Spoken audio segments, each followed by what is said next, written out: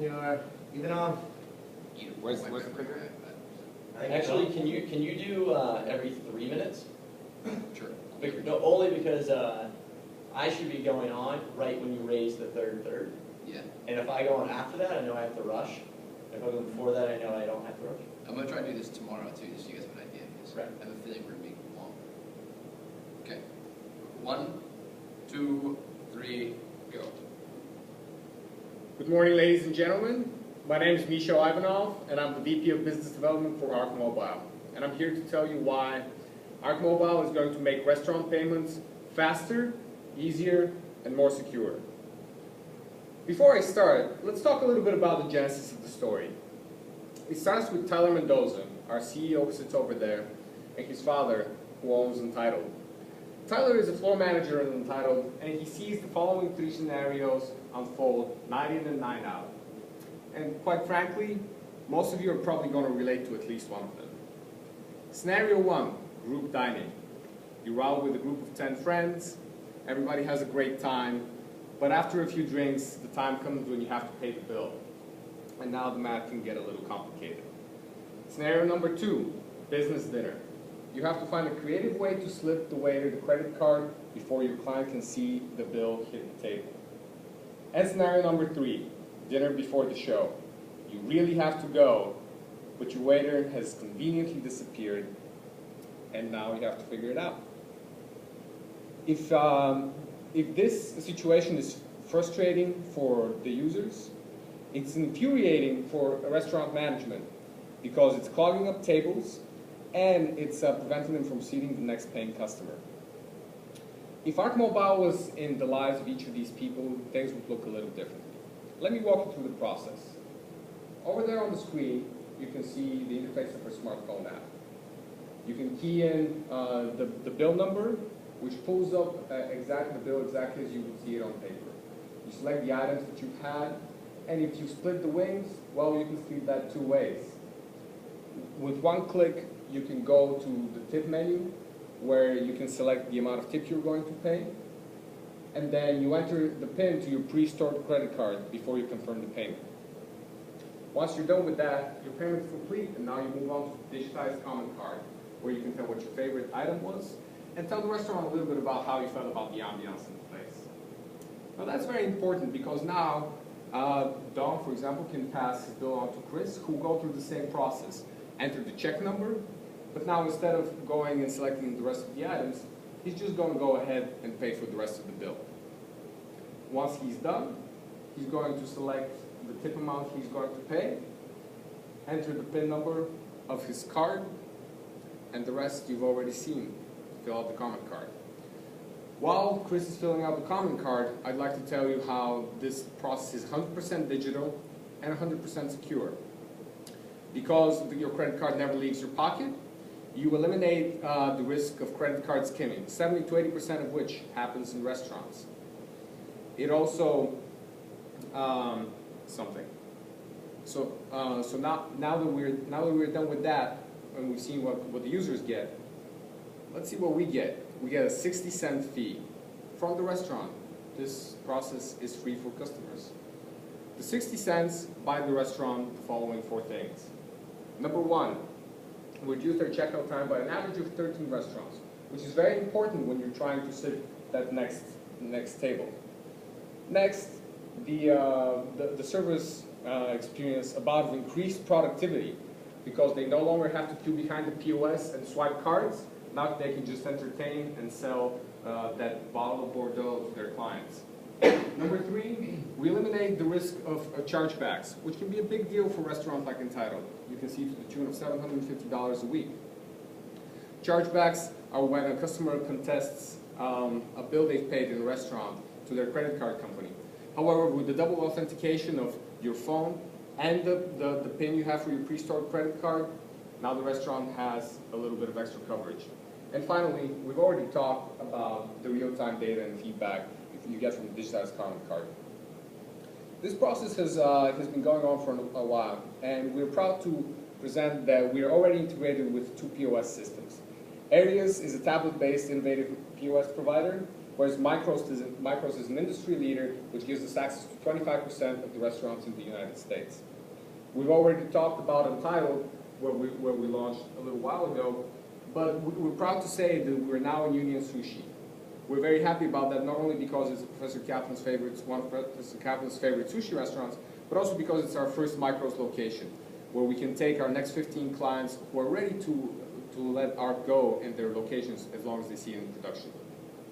We had over 400 people download our app, and 204 people have already paid for their meal with art to the tune of over $10,000.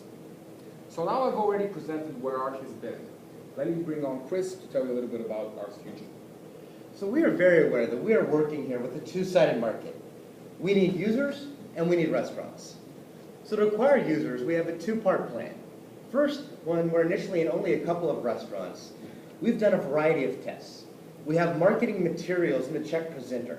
But what we found through a variety of tests in terms of incentivizing users, incentivizing waiters, is that when we incentivize waiters $5 per new user, we see adoption skyrocket exponentially. So earlier, Micho mentioned those 204 users who paid with ARC. Approximately 50% of those came in the 2 weekends where we incentivized waiters $5. So we're going to continue with that in our infancy. Now as we grow and we get into a critical mass of restaurants, we're going to be able to continue that if we'd like. But we can also augment that with locally and demographically targeted ads through Facebook and through Google. We can also do in-app advertising in foodie apps like Yelp and Zagat. Now as we continue to grow and we start acquiring more and more restaurants, initially what we're doing is working primarily with Tyler and his father's network. They're well networked in Chicago, and these first 2 restaurants, as well a lot of those 15 in our queue who are ready to go now that we're in Micros, are from their network. We've also been pounding the pavement and have our first couple potential clients outside of the network who we've been able to show the value of ARC Mobile. Now as we continue to grow, we will have direct sales reps. We'll partner with liquor distributors who are some of the most influential salespeople in the restaurant industry. We'll do co-branding and more traditional advertising targeted at restaurant owners through trade shows and the types of websites that they use. So this is how we're going to get users in restaurants. Now if we do that, let's talk about the market that we're looking at. We've taken a look at restaurants in our target demographic. Now this is full-service restaurants who have a lot of table turns and who are technologically driven. Here in Chicago, there are over 3,000 restaurants that fit that description. Now, if you look at the unit economics that Don will go over in a little bit, that represents over $40 million in potential revenue for ARC Mobile.